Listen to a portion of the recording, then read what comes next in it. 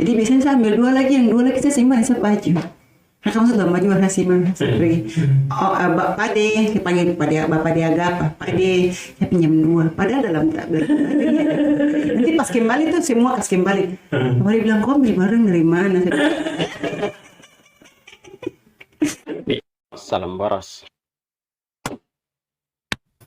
Halo sahabat kece, balik lagi dengan saya Pesulis Korea. Salam baras. Baik, pada kesempatan kali ini kita kehadiran tamu yang sangat spesial sekali, Kakak Aprila Wayar. Terima kasih untuk kesediaannya untuk ngobrol di podcast pada malam hari ini. Sama-sama Paskalis. Dan apa kabar, Kakak? Puji Tuhan, baik. Luar biasa. Baiklah, jadi teman-teman perlu saya sampaikan secara singkat ya yang saya tahu dari Kakak Aprila. Kakak Aprila merupakan salah satu novelis perempuan Papua, dan Kakak Aprila juga merupakan seorang jurnalis yang sangat-sangat tajam juga lah ya, yang sering-sering memberitakan menyampaikan fakta-fakta yang ya menurut saya sangat luar biasa gitu kan. Dan ini juga yang saya mau nanti tanya-tanya di Kakak Aprila gitu kan, bagaimana dia punya pengalaman selama di lapangan sebagai seorang jurnalis, apalagi ini kan perempuan kan. Ini masalah-masalah seperti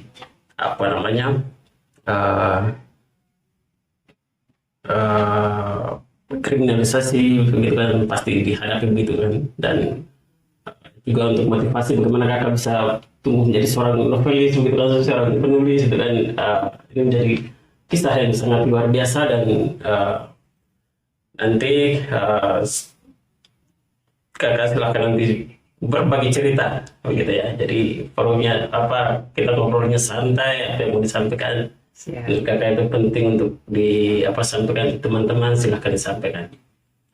Oke, sebelum kita berbicara jauh ke sana, mungkin kembali ke Kakak Aprila sendiri, mungkin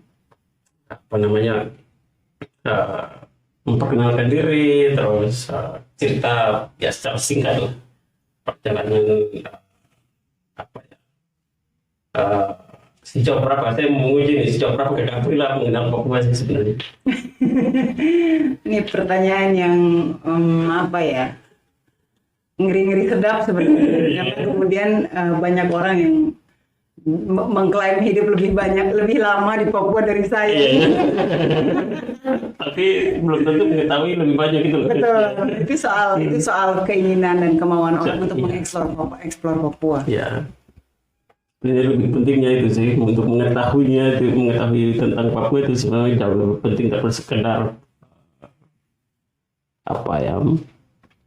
mengenal lah ya. Jadi mengetahui itu kan itu tingkatnya sudah jauh lah ya. Jadi itu mungkin Kakak perkenalkan singkat gitu kan, terus mungkin lah besar di mana, terus bisa sampai sekarang. Oke. Saya Aprila Wayar. Saya sehari-hari freelance jurnalis. Saya juga penulis. Sementara masih novel, belum berpindah jalur. Saya lahir di Jayapura. Pada usia 6 tahun, saya dan keluarga, karena keluarga saya harus pindah ke Wamena, saya sekolah di Wamena. Lalu kemudian kami pindah ke Jawa saat saya umur 8 tahun dengan mama saya. Saya dengan mama ke Jawa, kemudian di Tasikmalaya, Jawa Barat, sampai lulus SMA. Lalu setelah lulus SMA, saya kuliah di Jogja. So, memang yang tadi Pascal bilang sejauh mana kenal Papua, ya bayangkan lebih dari setengah hidup saya habiskan di luar Papua. Okay. Tapi kemudian tanah Papua memanggil saya pulang pasca lulus kuliah. Saya pulang ke Papua, saya gabung dengan salah satu media besar di Papua. Mungkin teman-teman tahu Jubi. Saya bersama Jubi sejak Jubi kembali berada di kembali aktif, karena itu Jubi ada beberapa kali mati lalu kemudian dihidupkan lagi.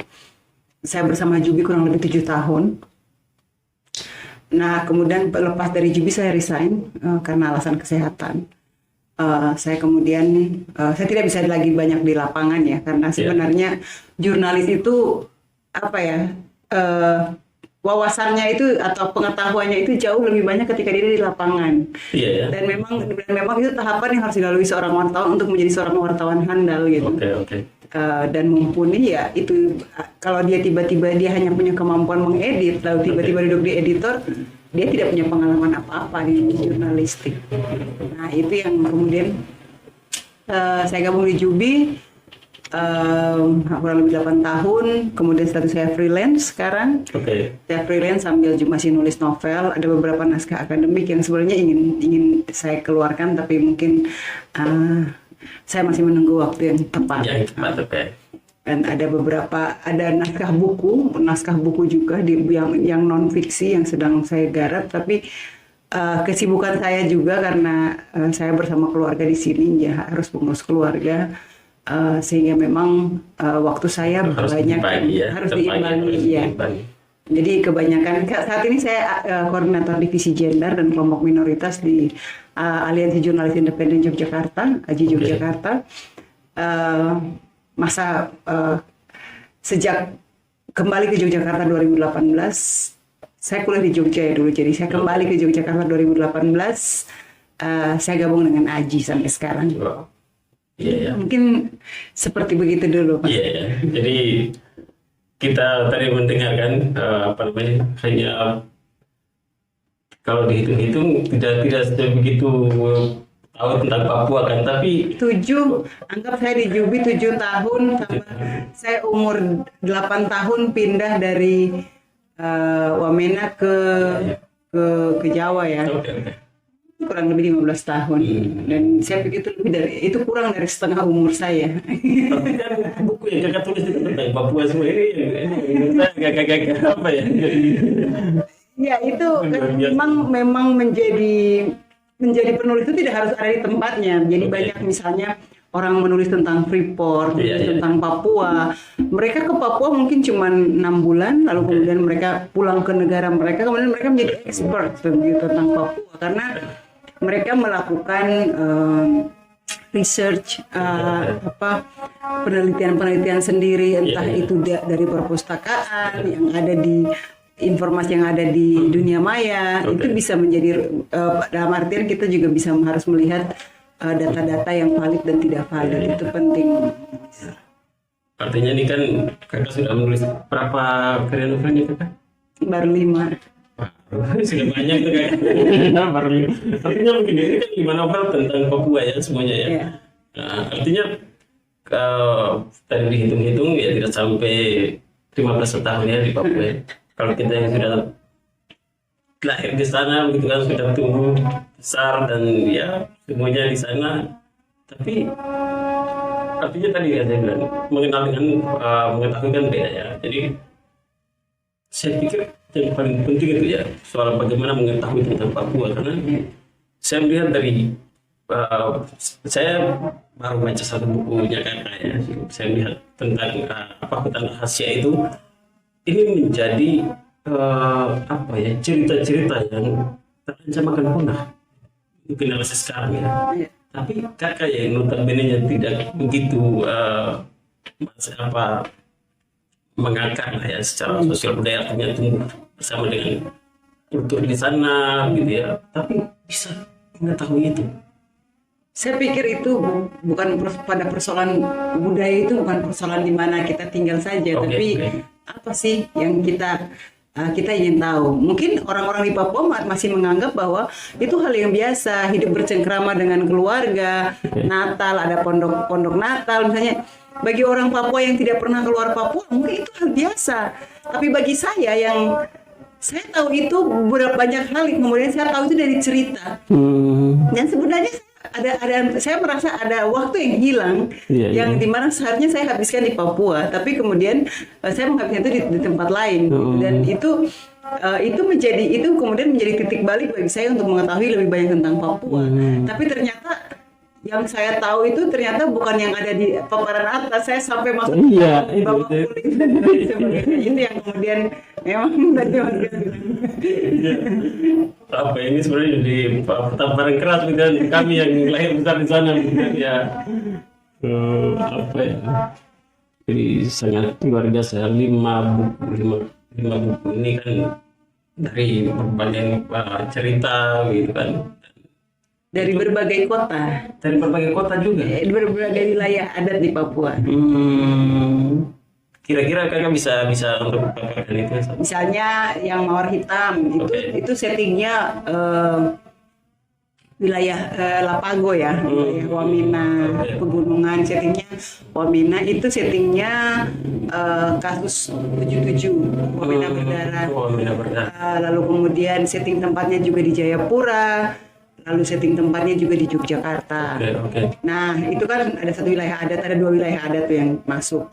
Nah, kemudian novel kedua itu dua perempuan. Dua perempuan itu saya malah ngambil cerita sejarah dari negara tetangga, dari Timor Leste. Oh. Saya di bab pertama itu tentang Timor Leste. Saya mengupas sedikit tentang sejarah sampai ke kemerdekaan dan tempat-tempat dan bagaimana rakyat Timor Leste merespon berbagai proses yang ada dalam kehidupan mereka dari bagian dari Indonesia kemudian menjadi sebuah bangsa yang merdeka. Nah itu kemudian itu settingnya Jayapura sama Jakarta. Nah kemudian novel yang ketiga Sentuh Papua itu Jayapura juga sama, yaitu sebenarnya kebanyakan di Jayapura sama di Belanda. Karena itu setting si tokohnya itu kan settingnya orang dari luar kan gitu. Lalu kemudian novel yang keempat itu tentang itu Tanpa Bunga Pala, itu tentang kota Fakfak. Terus kemudian selanjutnya itu yang Hutan Rahasia ini ini tentang hutan yang didedikasikan oleh komunitas adat itu untuk perempuan yang hanya perempuan yang boleh masuk. Bahkan ketika laki-laki masuk akan kena sanksi adat. Nah itu merubah banyak paradigma di kepala saya tentang Papua. Karena selain saya ke sana, saya memang orang Papua, saya ke Papua, saya tinggal di Papua, lalu saya keluar, tapi kan tidak utuh tuh. Kan tidak utuh kan. Dan di kepala saya itu bahwa Papua itu sangat patriarki. Melihat dari apa yang saya lihat, dari apa yang saya baca, apa yang saya dengar dari diskusi dengan teman-teman, bagaimana patriarki itu ada di dalam setiap pori-pori tubuh manusia Papua. Bahkan perempuan pun kadang menjadi bagian yang ikut mendukung sistem patriarki yang begitu mengangkat. Nah, ketika sampai di Hutan Rahasia atau hutan perempuan ini di wilayah Jayapura, di Kampung Engros, itu saya seperti di twist gitu cara berpikir saya, dibalik langsung, wow. Ternyata bagaimana sebenarnya masyarakat memperlakukan perempuan itu tampak di sana. Dan bahwa tidak semua budaya itu kemudian sangat patriarki, sebenarnya berimbang. Misalnya para adat itu di Engros tidak bisa, perempuan tidak boleh dilarang naik ke para adat kecuali acara-acara tertentu yang memang diizinkan mereka bisa naik. Tapi itu berarti itu menjadi teritori laki-laki. Tapi kemudian bahwa ketika hutan perempuan itu juga ada, itu menarik gitu, bahwa perempuan memiliki space sendiri gitu. Dan semua cerita yang diceritakan di Hutan Rahasia tidak boleh dibawa, mereka perempuan tidak akan membawa itu kembali ke kampung. Ceritanya selesai di sana. Dan itu novel yang terbaru ya. Gitu.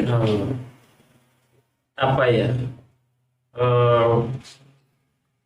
Berarti apa namanya tadi kan berarti berimbang sebenarnya, artinya untuk berbicara tentang patriarki ini perempuan mendukung ya, tanda kutip tadi, artinya itu apakah mereka memang tahu, mereka sadar bahwa mereka sedang mendukung itu, atau memang karena ketidaktahuan mereka? Yang tentang perempuan mendukung ya, saya kasih contoh kayak gini, misalnya ya ada kasus, saya kasih contoh kasus misalnya ada perempuan hamil di luar pernikahan. pertama-tama kalau terjadi di Papua itu juga langsung kan pasti keluarga pada bicara tuh kan. Iya, iya benar. Wah ini harus harus bayar mas kawin. Iya, iya, iya. Misalnya. Pas bicara begitu, misalnya saya kasih contoh kasus misalnya tidak itu terlalu jauh. Misalnya kasus pemerkosaan. Oke. Sorry saya bicara agak berat karena saya memang Nggak apa-apa, nggak apa-apa. kasus pemerkosaan dulu pernah ada kasus pemerkosaan di Jogja, mahasiswi Papua, korbannya pelakunya mahasiswa Papua. Oke. Dan ketika akan diadvokasi, saya termasuk salah satu orang yang dimintai tolong untuk melakukan advokasi saat itu. Nah, ketika akan diadvokasi, ada banyak suara-suara dari kelompok si laki-laki yang adalah saudara-saudara perempuan dia, yang ketika si perempuannya itu minta dari pihak keluarga minta uang sekian, itu jawabannya tuh perempuan-perempuannya langsung bilang macam cantik saja minta mahal. Selain kata macam cantik tuh pernyataan lainnya yang menurut saya sangat sangat menyedihkan adalah memangnya dia masih perawan kan? Hal yang bagi saya sudah lewat itu terlalu jauh gitu. Artinya, sorry saya potong. Artinya tanpa disadar mereka merendahkan mereka sendiri juga. Yes, Yeah. that's what I mean. Okay. Maksudnya jadi itu sudah yang saya maksud. Jadi perempuan direndahkan oleh perempuan lain yang mungkin tidak berpikir bahwa suatu saat saya akan ada di posisi dia. Nah, itu. Gitu. Nah, ketika itu terjadi, saya bilang itu artinya ya itu yang saya maksud dengan perempuan ikut melegalkan sistem patriarki. Iya. Sedekat apapun keluarga saya, keponakan saya, anak saya, selama dia laki-laki atau dia perempuan melakukan kekerasan seksual, itu sesuatu yang tidak bisa ditolerir. Tidak bisa ditolerir dalam bentuk apapun, dan sebenarnya itu sesuatu yang tidak bisa diselesaikan secara kekeluargaan. Kenapa? Karena si korban bukan cuma perempuan, kalau korbannya laki-laki, itu meninggalkan trauma yang akan dia bawa seumur hidup. Nah, itu yang kemudian lucu saja menurut saya ketika kejadian-kejadian seperti itu. Apalagi ketika misalnya anak yang, misalnya ini kasus hamil misalnya. Oke. Anak yang lahir perempuan, anak perempuan saja mau kasih tinggal sudah. Bayar ini baru kasih tinggal. Itu bahasa-bahasa begitu bukan keluar dari mulut laki-laki. Biasanya keluar dari mulut perempuan saudara yang adalah perempuannya. saudaranya si laki-laki itu. Jadi kadang-kadang ya mungkin kita perlu punya forum yang lebih, atau mungkin butuh tulisan-tulisan yang lebih mencerahkan bagi banyak orang tentang bagaimana sebenarnya patriarki itu menghambat banyak hal. Oke. Walaupun sistem itu sendiri juga di Papua, saya pikir Papua itu misteri ya. Iya benar. Misteri bahwa itu yang muncul itu kan yang kita tahu dari bacaan yang sudah orang eksplor. Tapi saya yakin bahwa masih lebih banyak hal yang belum kita eksplor. Artinya bahwa mungkin kita berpikir selama ini Papua seperti ini. Paradigma yang kemudian terbangun di pikiran kita. Tapi ternyata ketika dalam perjalanannya kita ketemu dengan fakta-fakta dan data-data yang lain gitu. Ternyata Papua tuh begini. Jadi pentingnya kita untuk cuma sekedar membaca teori dan juga praktek itu harus seimbang. Jadi kita ke depannya ya bisa jadi pemimpin, pengusaha, apapun profesinya, orang anak Papua bisa jadi orang yang wise gitu. Iya. Luar biasa. Artinya memang itu tadi ya, berarti mereka mendukung dan tidak mengerti ya, tidak paham, mungkin mereka juga tidak paham bahwa kata-kata mereka itu merendahkan perempuan lain, tapi merendahkan dirinya sendiri dalam martabatnya sebagai perempuan gitu.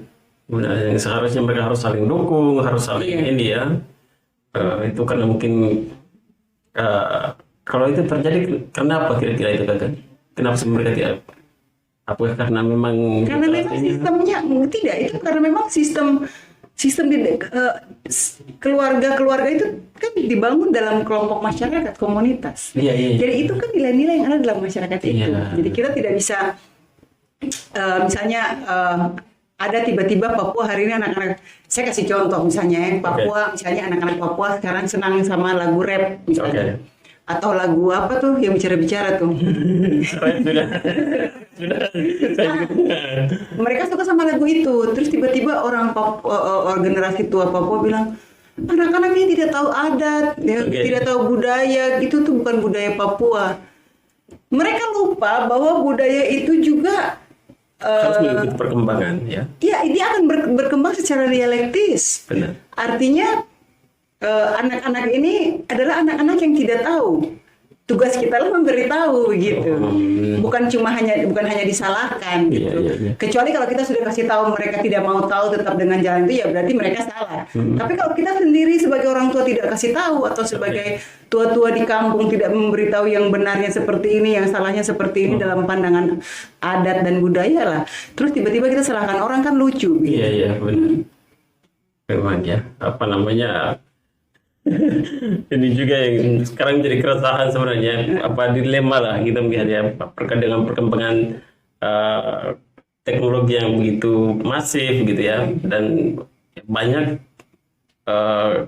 pernah juga ya saya dengan Prof. Pemda Aksoro kami diskusikan tentang itu, dan kita mengupas banyak tentang rap itu, dan dia mengatakan bahwa ya memang budaya harus berkembang mengikuti zaman. Kalau tidak nanti dia bisa mati. Betul.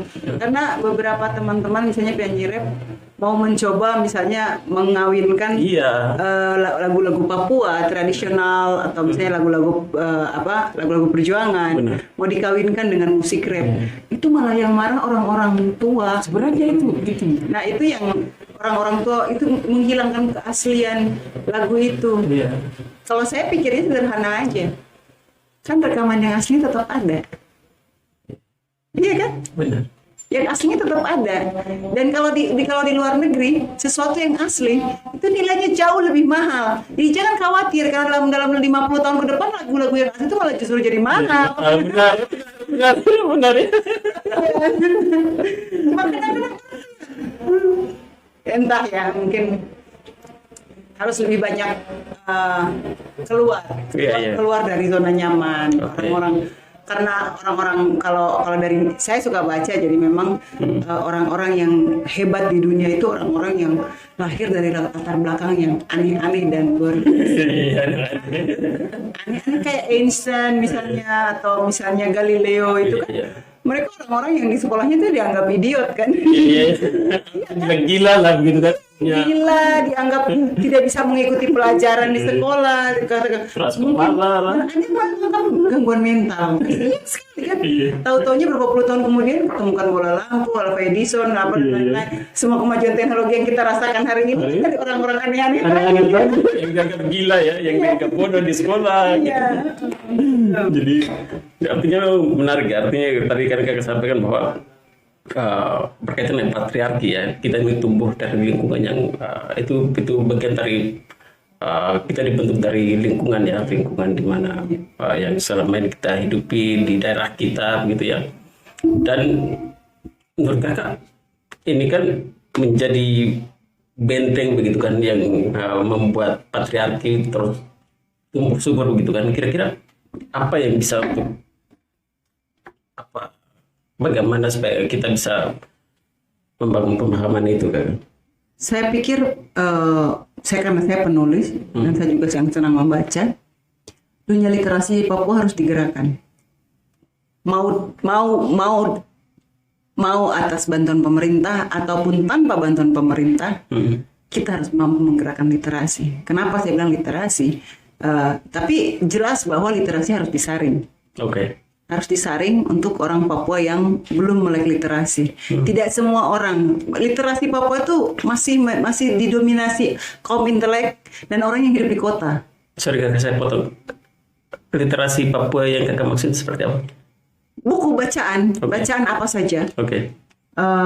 Bacaan apa saja, tidak harus sastra, tapi buku-buku yang lain, misalnya buku-buku sains, buku-buku apa yang misalnya mereka senang dengan, kayak buku-buku sains, kayak buku-buku filsafat yang dijual bebas, atau apa saja, buku apa saja, kayak kalau di Jogja sini saya di shopping lah gitu.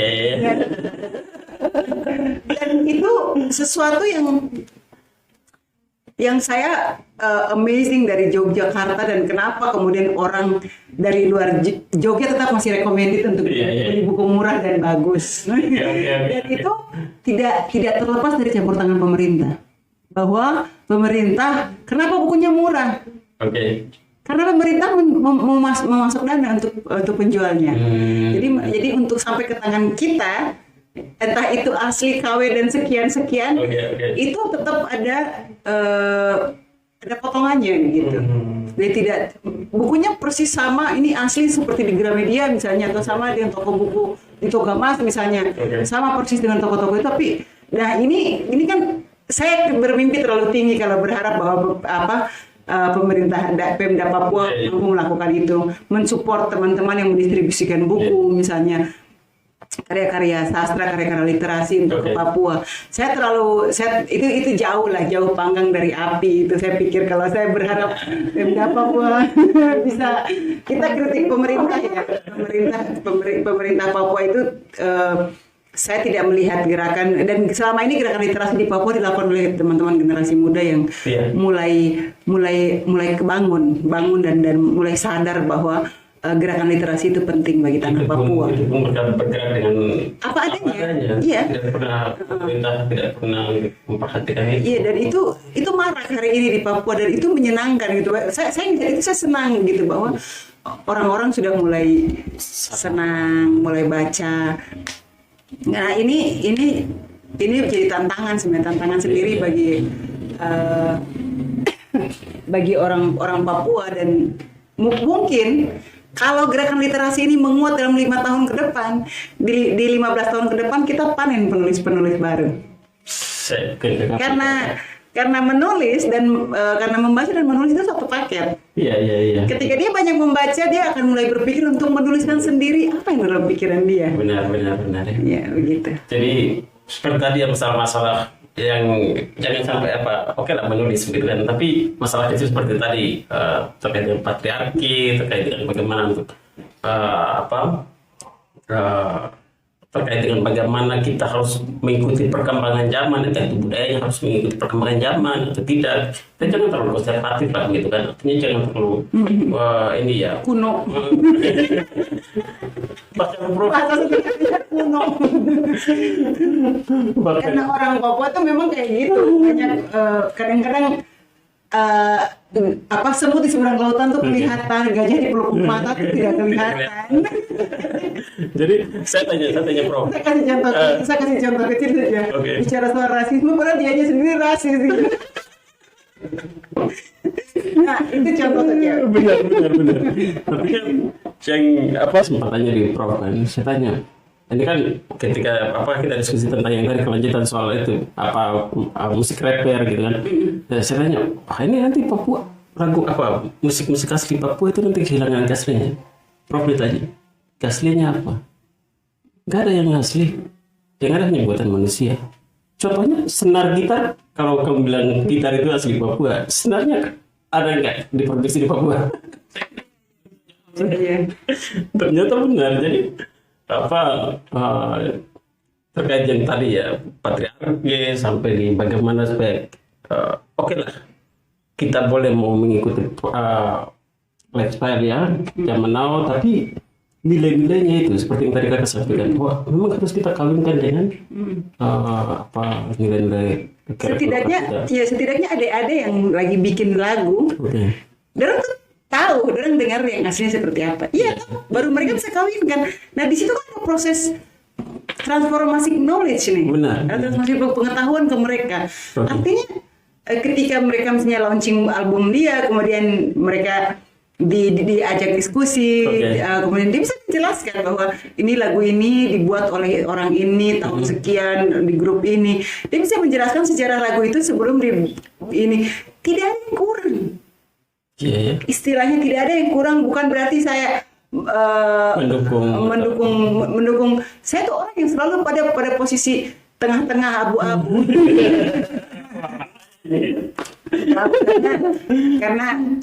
karena kami jurnalis itu selalu dituntut cover both side. berat kalau begini nih. Kalau sudah begini kita tidak bisa kali lagi kita akan begini. Karena literasi itu menarik sekali karena hampir 2 tahun terakhir, 3 tahun ke belakang ini, hampir di setiap kota tuh, coba kalau Pascal punya waktu ya, searching di Google, ada banyak sekali komunitas-komunitas atau kelompok-kelompok yang membangun komunitas-komunitas literasi.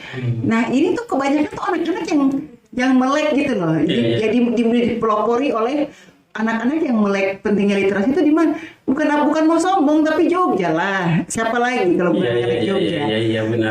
Maksudnya anak-anak dari kota lain juga membaca, tapi buku murah tetap masih di Jogja ya. Belum ada kota lain yang direkomendasikan untuk membeli buku murah. So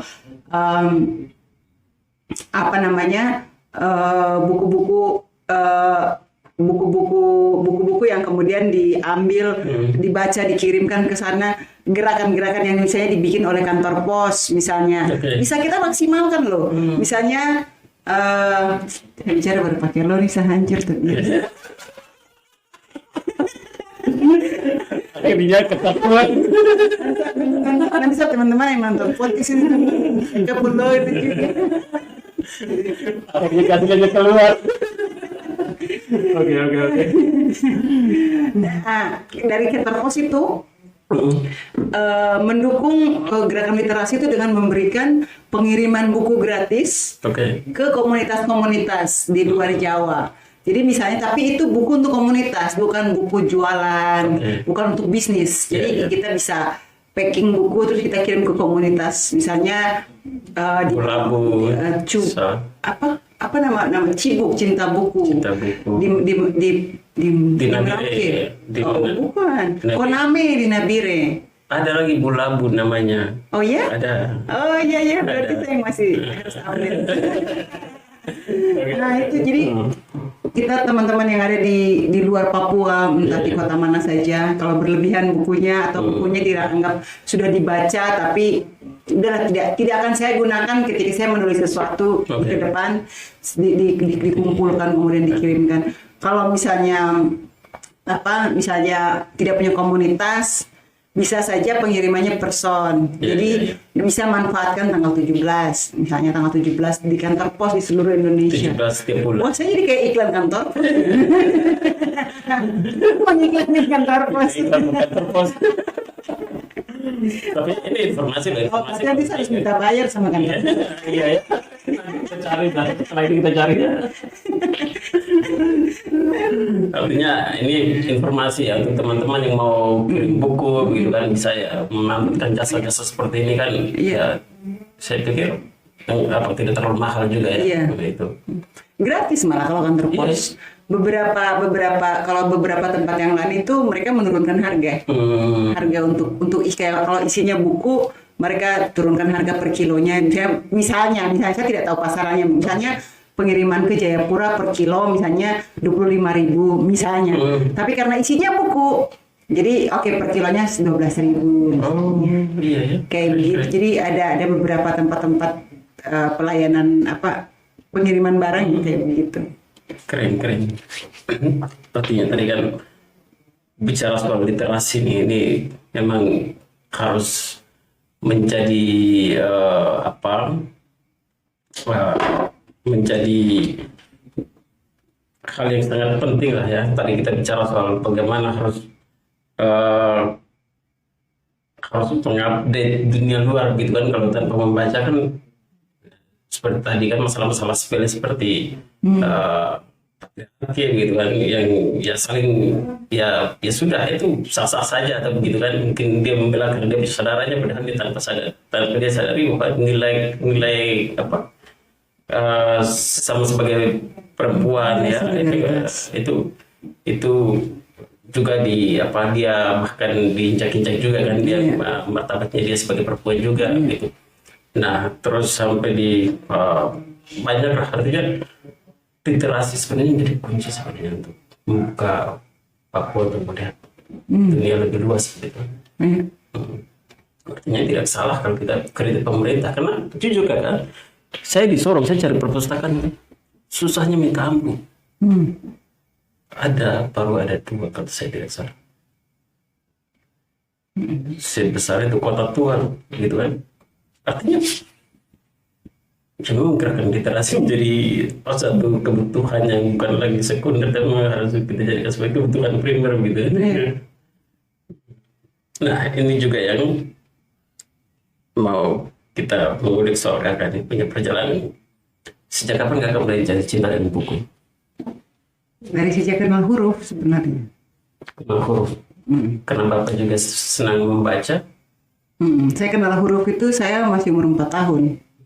Itu saya tidak lewat TK. Padahal mama saya kepala sekolah TK. TK Melati 12 di Kota Raja, Jayapura. Tapi TK-nya sekarang udah nggak ada. Sudah tidak eksis. Itu dulu tahun 80-an. Nah, saya sudah tahu menulis, membaca sebelum sekolah. Jadi ketika saya mulai membaca, menulis di sekolah di Wamena itu, saya selalu senang karena rumah saya tuh dekat dengan kantor dinas P&P karena bapak saya kerja di sana.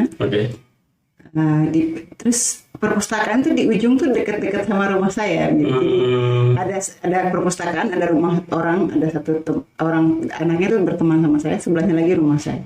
Jadi perpustakaan itu selalu saya ke sana. Jadi ada satu penjaganya itu orang Mei. Saya ingat nama marganya Agapa. Kita itu kan hanya boleh pinjam buku 2. Itu kan di kelas berapa? Itu saya sekitar kelas 3 SD. Hanya boleh pinjam buku 2. Tapi misalnya saya lihat ada 2. Kalau buku 2 ini saya baca, saya coba pikir, aduh kalau saya baca buku 2 ini saya tidak puas. Paling bisa selesai 2 ini saya duduk beberapa jam sudah selesai. Jadi biasanya saya ambil 2 lagi, yang 2 lagi saya simpan, saya baca. Nah kamu sudah maju hasilnya pergi. Pak De, dipanggil Bapak De Agapa. Pak De, saya pinjam 2. Padahal dalam nanti pas kembali tuh semua kasih kembali. Bapak De bilang, kau beli barang dari mana?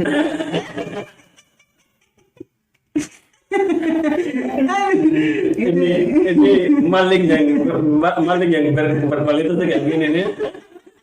Bukan nyari duit, nyari buku. Ini juga kak, ini menjadi salah satu kisah ya si Charles Mengiber. Kalau kalian tahu itu waktu perang di Jerman waktu itu, masanya Nazi ya, waktu itu perang. Jadi orang ini sibuk cari makan, cari apa, tapi anak kecil ini dia pergi cari buku, dia pencuri buku. Nah dari dia saya mulai jadi cinta dengan buku. Kisah-kisah orang yang menginspirasi kita ya. Namanya kisah meming ya. Ada filmnya juga, saya senang sekali. Artinya mencuri yang bermartabat. Tapi saya selalu kembalikan semua. Jadi misalnya yang dalam baju ada 3, yang saya pinjam itu cuma 2. Jadi pas kembali tuh, Pak De, kasih kembali. Pak De, kita ada 5. Padahal ini masih kelas 3 SD. Kelas 3 SD. Jadi dari situ ya terus membaca. Nanti pas pindah ke Jawa, pas SMP itu mulai tulis-tulis di majalah dinding di sekolah. Ada bikin cerpen di mading gitu ta. Pas SMA mulai bikin cerpen tapi dimuat di buletin gereja. Di buletin gereja. Pas kuliah menulis karena butuh uang. Ada kuliah pasti tahu ini, jangan sok-sokan. Sudah, ya jadi disiplin ilmu apa yang saya ambil tidak nyambung sebenarnya dengan pekerjaan saya hari ini. Oke. Jadi apa ya? Artinya begini kakak tahu pegang buku itu sejak SD. Iya. Gitu kan. Ini menjadi masalah yang sangat besar ya. Saya di Papua itu bahwa contoh jangan orang lain, terus contoh saya sendiri begitu kan. Saya punya ya mama, bapak tidak tahu baca tulis. Gitu kan. Sejak kecil tumbuh pun tanpa jangankan memegang, melihat buku sejenak. Jadi yang ada buku catatan gitu kan, pulang sekolah sampai SMP pun sama, SMA pun sama. Nah, saya baru sedikit saja membaca itu baru di kuliah. Nah, jadi menurut saya ini yang jadi masalah terbesar. Artinya kalau kita sudah di bangku kuliah, kalau kesadaran membaca saja belum ada. Untuk kita mengajak membaca itu agak setengah mati kan. Makanya yang Saya tuh mungkin karena orang tua dua-dua guru ya. iya. Itu saya pikir latar belakang orang tua juga penting. Tapi salah satu faktor yang bikin orang senang membaca juga maksudnya profesional. Walaupun itu tidak jaminan juga, Iya, tapi iya. itu bisa mendukung gitu. Ada profesor anaknya kan tidak jadi penulis juga. Misalnya profesor kan sudah dari namanya profesor kan jelas pasti dia cinta buku. Iya dong. Iya kan? Pasti punya karya-karya makanya Betul. jadi profesor. Tapi tidak semua juga kemudian bisa menurunkan itu ke anaknya. Nah, kalau saya mungkin karena orang tua di rumah kami di Wamena itu ada rak, tidak banyak buku tapi selalu ada buku di rumah kami. Itu rumah sampai buku-buku tentang cara mengajar anak, buku-buku yang dibaca oleh guru. Saking tidak adanya mainan di dalam rumah, saya banyak buku itu. Buku apa saja dibahas. Kita ini mana? Pikir mancing, hutan mancing dulu, malam pulang istirahat. Tapi bukan berarti saya melupakan saya punya kehidupan bersosialisasi dengan teman-teman lain. Oke. Pulang sekolah, saya punya rumah tuh dekat sekali dengan sekolah. Pulang sekolah, cuma ganti baju cepat-cepat, celana pendek. Di Wamena tuh ada satu kali namanya kita sebutnya kaliwe. Oke. Zaman saya waktu kecil, itu airnya dingin tuh kayak air di kulkas. Iya. Tapi biarpun sedingin itu, Wamena kan memang kota dingin. Iya benar. Iya. Walaupun sedingin itu, pulang sekolah tuh pasti kami antri lari ke sana dan masuk ke dalam air. Mandi sampai nanti lihat sudah mau gelap-gelap baru naik. Aduh dingin.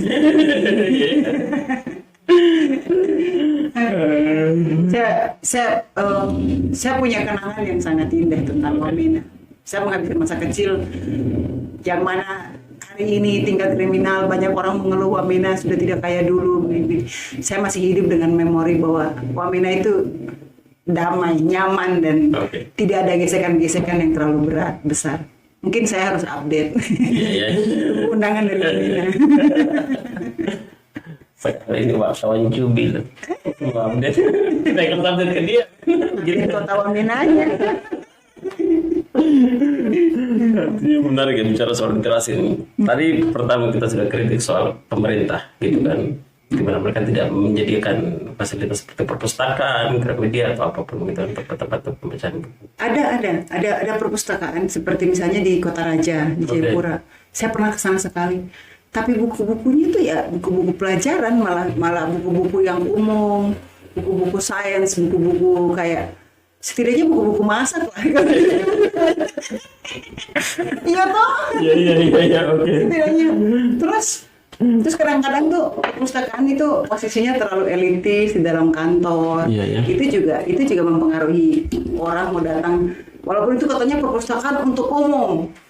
Siapa yang mau ke sana, orang-orang yang anggaplah misalnya, kecuali orang sudah tahu saya. Kalau saya kayak gini masuk perpustakaan sana, ini orang pakai celana pendek, pakai sandal jepit, baru mau masuk ke perpustakaan. Terus masuk perpustakaan itu kan harus melewati kantor kan, kantor saya gedung utama, terus belok. Bikin orang tuh jadi malas sebenarnya. Jadi bukan malas, sebenarnya itu teror mental sebenarnya. Betul. Jadi kita sudah pikir-pikir sebelumnya, aduh pengen baca, tapi untuk masuk itu sudah malas duluan gitu kan. Saya pernah sekali soalnya ke perpustakaan yang di Kota Raja itu. Oke.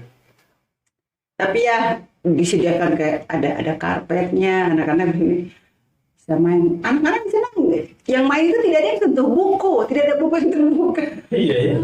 Kok bisa? Jadi itu jadi tempat bermain saja. Jadi tidak ada penjaga di situ yang mengarahkan mereka atau tapi mereka kebanyakan juga yang orang tuanya kerja di situ, atau misalnya anak yang orang tuanya kerja di gedung sebelah misalnya. Kayak begitu. Jadi bicara untuk umum punya literasi ya, pemerintah sudah harus melirik komunitas-komunitas Oke. komunitas-komunitas literasi di Papua yang bergerak independen, mulai membantu mereka karena tidak semua, misalnya Balai Bahasa di Papua dan Papua Barat kan ada Balai Bahasa.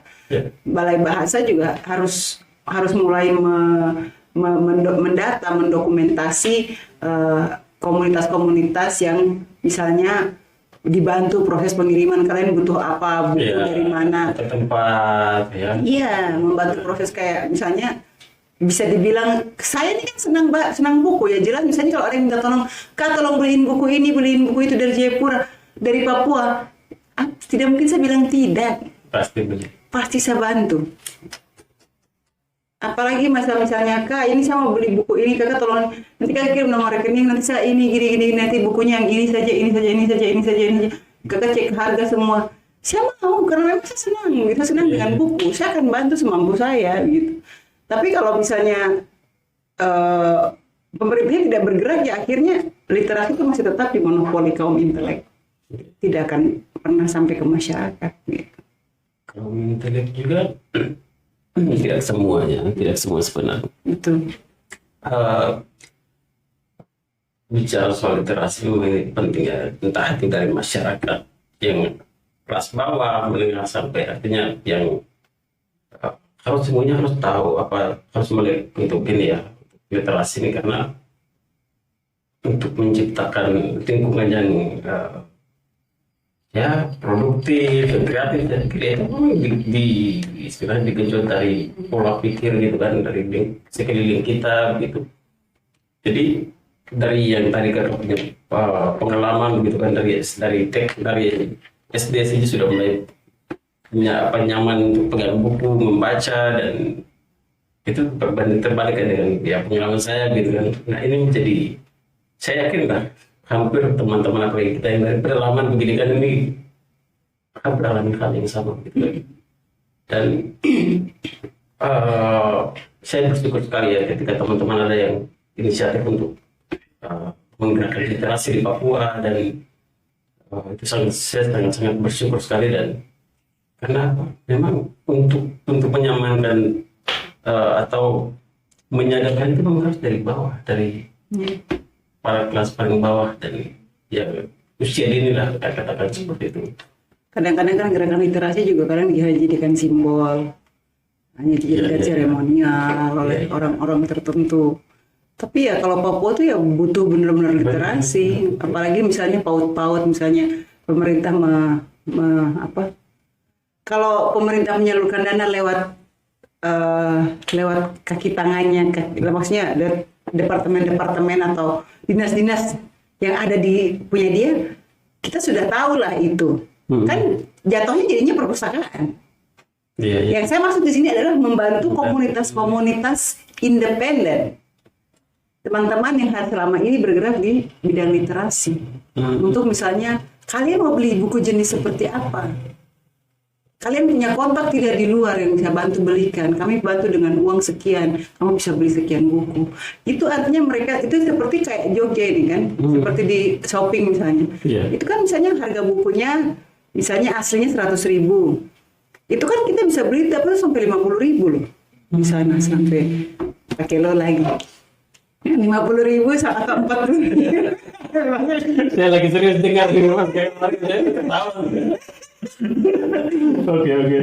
Yang 50.000 atau 40.000. Terus sisanya tuh yang dikurangi 100.000 dikurangi 40.000 berarti kan 60.000. 60.000 itu tetap masuk ke kantongnya si penjual.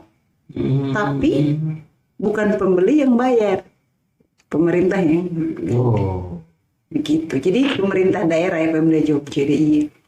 Nah itu juga sebenarnya bukan cuma masalah literasi, ini sebenarnya bukan masalah Papua saja. Sepakat itu, saya sepakat. Semangat membaca itu sebenarnya di Indonesia juga mengalami itu. Karena membaca itu kan bukan budaya yang daerah budaya bukan.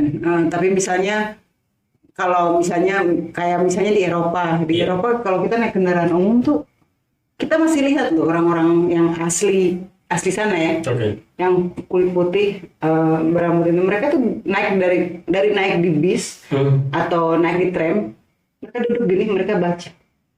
Dan mereka lihat kayak jam digital di punya mereka tuh. Mereka baca. Kan itu kan berhenti. Mereka mungkin hitung 1, 2, 3, oke berhenti, ketiga dia turun. Pernah sekali waktu tuh saya sama dengan orang yang sama, tapi dia duduk di depan, saya lihat, oh dia membaca. Sampai di stasiun, saya juga itu arahnya ke Amsterdam, dia juga di sana. Pas sampai naik duduk, dapat tempat duduk, dia duduk gini, dia buka lagi. Sampai di stasiunnya turun, dia cuma gini. Dia mungkin kasih tanda tadi, langsung ditutup, dikasih masuk. Itu dia tidak ngomong sama siapa-siapa, tidak berhubungan dengan dia punya HP. Dia hanya pegang di belakang buku itu, cuma pegang dia punya kartu yang untuk bayar. Itu saja. Sudah kayak gitu. Jadi memang nah itu bukan pemandangan satu kali kalau ketemu sama orang asli sana. Biasanya mereka memang begitu. Memang kalau bicara soal, kalau kita bandingkan dengan dunia ya, Indonesia dilihat lupa ya berapa itu 0,sekian% kayaknya. Bahasa yang ke data dari apa namanya? Saya pernah baca juga itu berita itu. 0, sekian lah, artinya itu kita nomor 2 paling bawah gitu kan. Iya, seluruh dunia gitu. Memang kalau mau kita bandingkan dengan jadi kita mau bicara Jogja boleh kita bangga. Berapa sih sebenarnya? Iya, kalau di seluruh Indonesia itu memang rendah sekali. Kecil, tidak ada apa-apa. Tidak ada apa-apa gitu. Jadi ya Jogja, Indonesia tidak gitu seperti itu. Nah, apalagi daerahnya kita gitu kan. Jadi memang ini menjadi masalah bersama sebenarnya. Iya, tapi itu tidak harus menjadi terlambat buat kita. Kita belum terlambat. Kita masih punya banyak waktu, masih ada waktu untuk mengejar ketertinggalan itu. Bahkan kita kan ketika sedang membaca itu kan akan membuat dia berpikir menulis yang tadi saya bilang kan. Okay. Dalam 5-10 tahun lagi kalau gerakan literasi ini menguat, akan ada banyak karya-karya luar biasa yang lahir dari tangan anak-anak Papua. Yang itu adalah proses pendokumentasian kehidupan mereka di kampung-kampung. Jadi kayak misalnya saya selalu bicara sama teman-teman Fak nih. Okay. Saya bilang, kali ini saya yang tulis novel Tambah Bunga Pala. Saya hanya ingin lihat kalian punya semangat. Kalian sudah membaca. Kalau kalian merasa ada yang kurang atau ada yang salah di sini, tulis. Jadi pembanding. Iya. Jadi buku itu harus dilawan dengan buku. Benar. Dan orang Papua kan tidak seperti itu. Maksudnya belum sampai ke situ.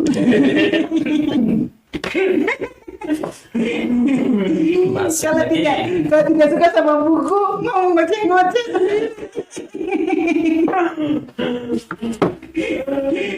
Apa? Ya.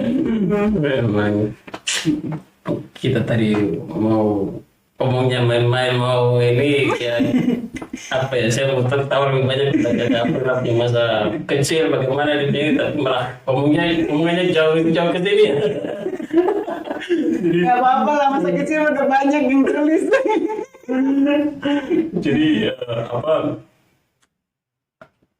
dari kelas 3 SD ini kan sudah sekarang usia baru berapa? Ya ada deh. Artinya ini kan masih muda ini kan. Dari tampak wajahnya kan masih muda. Suka menipu sih. Sudah ada 5 buku yang ditulis. Kira-kira dalam waktu dekat berapa lagi yang mau ditulis? Ada sekitar 3 naskah yang belum selesai. Wow.